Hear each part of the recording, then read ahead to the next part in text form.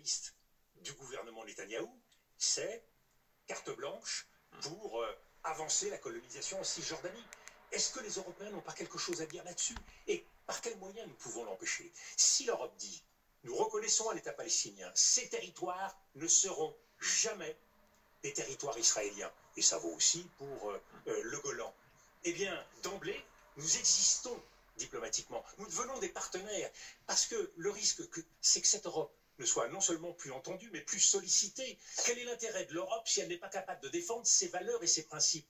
Voyez à quel point le deux poids deux mesures nous a coûté vis-à-vis de l'Ukraine, parce que nous faisions une politique à Gaza qui n'était pas celle que nous recommandions, le respect du droit international, le respect de la justice. Nous devons redevenir cohérents. Mais la guerre, c'est justement la démission.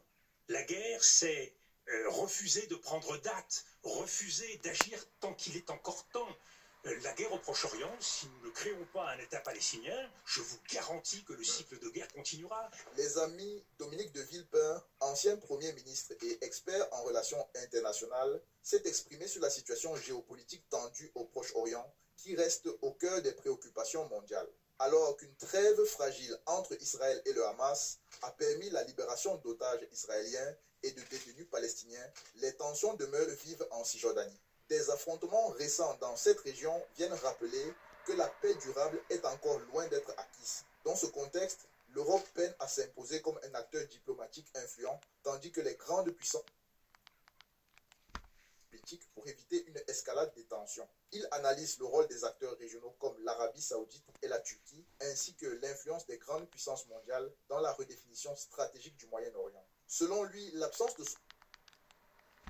Bien sûr, mais nous sommes au début d'un processus. Est-ce que cela ira au-delà des 6 semaines? Est-ce que véritablement un processus va s'enclencher? Parce que ce que nous voyons aujourd'hui, c'est que certes, un processus s'enclenche à Gaza, il y a beaucoup d'incertitudes sur la suite, mais ce qui est en train de s'enclencher de façon certaine, c'est la politique dure en Cisjordanie, avec le risque de voir ces territoires s'enflammer. Le non-alignement, qu'est-ce que ça signifie dans un certain nombre de théâtres? Proche-Orient, politique non-alignée. Est-ce que ça veut dire que la France doit maintenant reconnaître, et comment, un État palestinien, avec effet immédiat? Aujourd'hui, tout l'enjeu de ce qui se passe entre Israël et les Palestiniens. Malheureusement, un certain nombre des prévisions qui avaient été faites, il n'y aura pas d'éradication du Hamas, un certain nombre, des milliers de morts civiles, de femmes et d'enfants. Pourquoi est-ce qu'on n'aurait pas pu avancer des propositions et régler cela avant avec un peu plus d'humanité? Cette situation devant laquelle nous sommes, soit elle se durcit dans une logique sécuritaire, c'est-à-dire que Israël, les États-Unis, voire les Européens, ne se donnent pas les moyens de sortir de cette logique d'engrenage. Et dans 5 ans, dans 10 ans, eh bien tout cela recommencera, comme ça recommence depuis maintenant des décennies. C'est la énième guerre de Gaza. Avec des résultats. Le Hezbollah en partie détruit, le Hamas en partie détruit, avec des résultats. Non, mais voyons les choses. Avec des résultats ponctuel, mais une fois de plus, vous savez, les choses se reconstituent, et malheureusement, si vous ne passez pas à l'échelon politique, et c'est bien tout ce que je souhaite, c'est qu'on soit capable de transformer cette logique d'affrontement, cette logique sécuritaire, en énergie politique, en force politique. Ça veut dire quoi? Reconnaissance de l'État palestinien. Comment exactement? Reconnaître un État palestinien. Aujourd'hui, cette dynamique-là, qui amènerait la France, et ça changerait beaucoup de choses. Il y a certains pays européens qui l'ont déjà reconnu, mais la France, prenant la tête de cette reconnaissance, avec un mouvement qui serait créé autour de cela, eh bien, qu'est-ce que nous disons? Nous signifions aux États-Unis que nous ne laisserons pas faire n'importe quoi. Le chèque en blanc qui est donné aujourd'hui à Benjamin Netanyahou sur la Cisjordanie, le chèque en blanc qui peut être donné sur l'avenir de Gaza, qui ne se reconstruirait pas, ou qui resterait un terrain où l'armée israélienne pourrait continuer à aller et venir. Tout ceci ne nous sort pas de cet engrenage de la violence.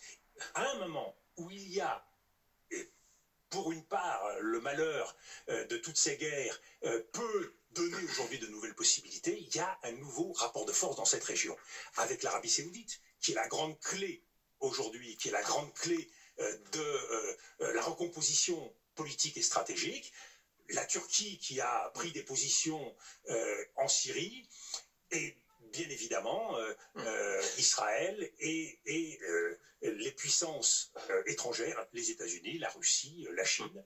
Tout ceci doit nous permettre de redessiner un avenir pour le Moyen-Orient. Question précise sur les colons de Cisjordanie, puisque c'est une actualité importante de la soirée, notamment la France s'inquiète de l'accroissement des tensions en Cisjordanie. On rappelle toujours avec beaucoup d'équité ici que les extrémistes dans les deux camps, évidemment on ne parle pas du Hezbollah, du Hamas, qui doivent être combattus avec une telle fermeté, mais les colons de Cisjordanie, extrémistes, pour beaucoup d'entre eux racistes, qui posent un problème très grave de sécurité, selon vous, quelles sanctions ça doit appeler?